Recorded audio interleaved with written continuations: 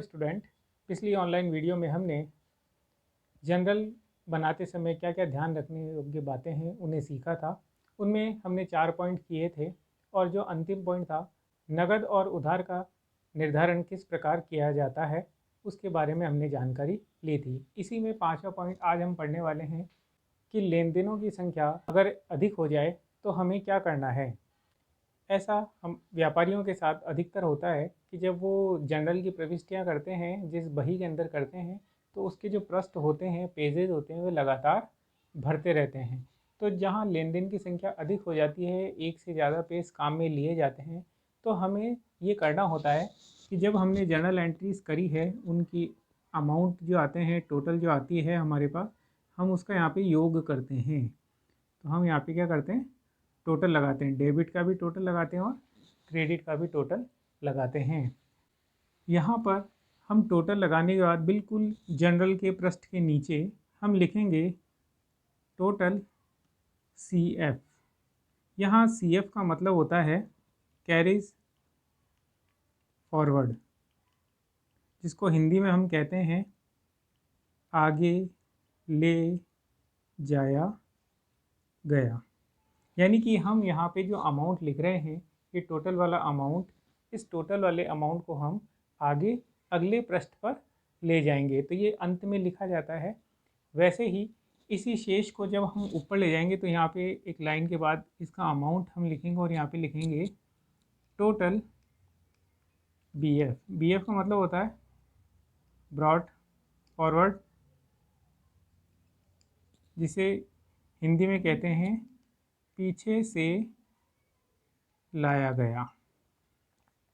तो यानी पीछे से लाया गया का मतलब पुराना जो पेज है, जैसे कि इसको पेज नंबर 2 और इसको पेज नंबर 3 हम कहते हैं, तो पेज नंबर 3 के अंदर पीछे से लाया गया का मतलब है कि पृष्ठ 2 से जो मूल्य दे रखा है डेबिट और क्रेडिट का, वह पीछे से लाया गया है और यहाँ लिख दिया जाएगा। और यहाँ अगले पृष्ठ पर भेजने के लिए, यानी हर पृष्ठ की टोटल इस जनरल के अंदर लगातार हमें प्राप्त होती रहेगी। हमें बार बार हर पेज की टोटल करने की आवश्यकता नहीं होती है। तो इस तरह का आप जर्नल बनाते समय ध्यान रखेंगे। अब हम जर्नल एंट्रीज करने के लिए तैयार हैं। हमने जो आवश्यक जानकारियाँ थी उसे प्राप्त कर लिया है। तो चलिए जर्नल एंट्री किस प्रकार की जाती है, इन्हें कुछ उदाहरणों के द्वारा हम सीखने का प्रयास करते हैं। एक उदाहरण लेते हैं, जैसे कि हमने लिखा माल खरीदा 2000 रुपये। इसमें हमें ये ध्यान रखना है कि हमारे पास कौन कौन से खाते प्रभावित हो रहे हैं। तो हमने पता लगाया कि एक तो हमारे पास 2000 रुपये और दूसरा है हमने माल खरीदा।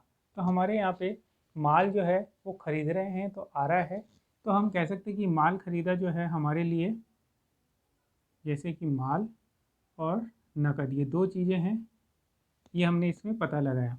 अब माल जो है वो हमारे लिए वस्तुगत खाता है और नकद भी हमारे लिए वस्तुगत खाते का प्रकार है। तो हमने यहाँ पे जो गोल्डन रूल्स की जो टेबल देखी थी उसमें हमने नियम लगाए थे। 3 नियम थे, व्यक्तिगत खाते के लिए, वस्तुगत खाते के लिए और नाम मात्र के आय व्यय खाते जो थे उनके बारे में हमने देखा था।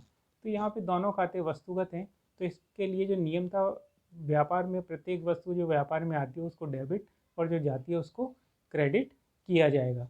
तो हमारे यहाँ पे 2 खाते हैं। यहाँ पे जो नियम है, यहाँ पे माल खरीद रहे हैं तो ये वस्तु हमारे बिजनेस में आ रही है,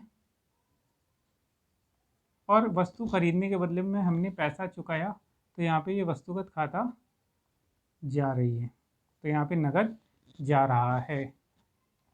तो इसके अनुसार जो हमारी जनरल प्रविष्टि होगी वह होगी, माल को हम इंग्लिश में कहते हैं परचेज अकाउंट, ये हमारे लिए डेबिट और ये हमारे लिए क्रेडिट हो जाएगा। तो इसको हम लिखेंगे परचेज अकाउंट डेबिट। डेबिट के कॉलम में हम 2000 रुपये लिखेंगे, थोड़ा सा जगह यहाँ पे छोड़ेंगे, फिर लिखेंगे क्रेडिट के लिए हमेशा 2 का प्रयोग किया जाता है। 2 यानी कि नगद जो है हमारे लिए, तो 2 कैश अकाउंट, और क्रेडिट के कॉलम में हम इसकी प्रविष्टि कर देंगे। और डेट का जो कॉलम है हमारे पास उसमें हम इसकी डेट, जैसे 1 नवंबर है तो 1 नवंबर लगा देंगे।